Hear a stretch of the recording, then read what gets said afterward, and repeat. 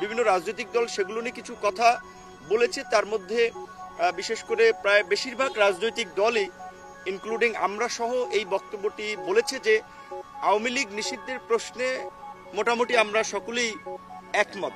তো আমাদের যদি আওয়ামী লীগ নিষিদ্ধে ঐক্যমত থাকে, আমরা চেয়েছিলাম যে আজকের এই মিটিং থেকেই আওয়ামী লীগের বিষয়ে একটা সিদ্ধান্ত হোক, যেহেতু আরও বেশ কিছু বিষয় রয়েছে, যেমন জাতীয় নির্বাচন আগে হবে না স্থানীয় নির্বাচন আগে হবে। এখানে আপনারা জানেন যে বিভিন্ন রাজনৈতিক দলের ইতিমধ্যেই নির্বাচন কেন্দ্রিক একটা জোট বা অ্যালায়েন্স হয়েছে।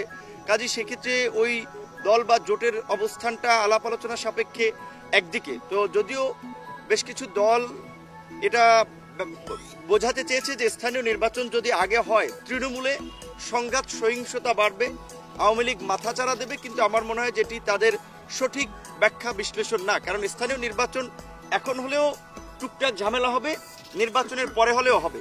বরঞ্চ আমরা দেখেছি যে গত 53 বছর ইতিহাসে নির্বাচিত সরকারগুলো যত ফেয়ার ভোটেই ক্ষমতা আসুক, স্থানীয় নির্বাচনেও তাদের একটা প্রভাব থাকে। আমরা পরিষ্কারভাবেই জানিয়েছি যে 6 মাস ধরে স্থানীয় সরকার ব্যবস্থা কার্যত অচল হয়ে আছে।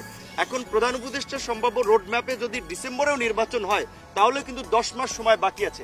তাহলে 10 মাস সময় এই স্থানীয় সরকার কি প্রতিনিধিবিহীন থাকবে কিনা, সেই ক্ষেত্রে আমরা এই বিষয়টি বিবেচনার জন্য আহ্বান জানিয়েছি।